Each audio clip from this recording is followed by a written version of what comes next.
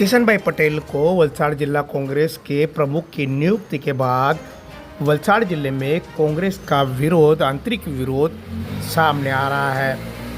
कई प्रकार के आरोप लगाए गए हैं। किशन भाई को तो यहाँ तक भी बोल दिया गया कि वलसाड़ जिला जो प्रमुख बने हैं, नियुक्ति बनी है किशन भाई पटेल, वो भारतीय जनता पार्टी के स्लीपर सेल है। यहाँ तक भी आरोप लगाए गए हैं।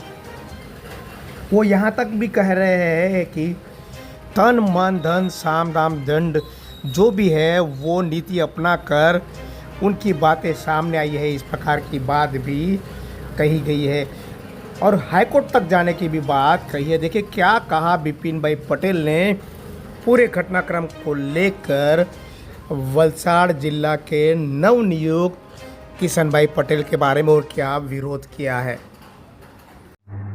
નારાજગી એટલી જ છે કે વલસાડ જિલ્લાના પ્રમુખની જે વરણી થઈ છે કિશનભાઈ પટેલની, આ કિશનભાઈ પટેલ વારંવાર અમે કહ્યું છે અને જગ જાહેર છે કે ભાજપના સ્લીપર સેલ છે।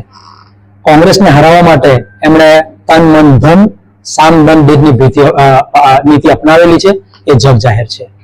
વલસાડ જિલ્લાના અંદરમાં આપણે જોયું છે કે ધરમપુરના અંદરમાં 4 વખત એમને એમએલએ, 3 વખત એમપીની ટિકિટ, 10 વર્ષ સુધી સતત તેઓ જિલ્લા પ્રમુખ રહ્યા છે।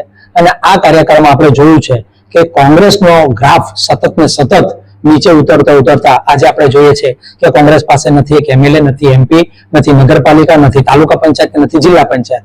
આજે ચૂંટણીઓ જાય છે જિલ્લા ગ્રામ પંચાયતની, તો ગ્રામ પંચાયતની ચૂંટણીઓમાં પણ કિશનભાઈનો કોઈ રોલ નથી કે કોઈ જગ્યાએ જઈને નથી ઉભી રહેતા, કોઈના સાથે નથી રહેતા। તે જ રીતે વલસાડ જિલ્લાના જે હોદ્દેદારો છે એ હોદ્દેદારો સાથે પણ સંકલનમાં નથી રહેતા। આ સંજોગોમાં બહુ સ્પષ્ટ અમારું માનવું છે કે આ કિશન પટેલ અને તે પણ જે એમની વરણી થયેલી છે એ સિલેક્શન થયેલું છે, નોટ ઇલેક્શન।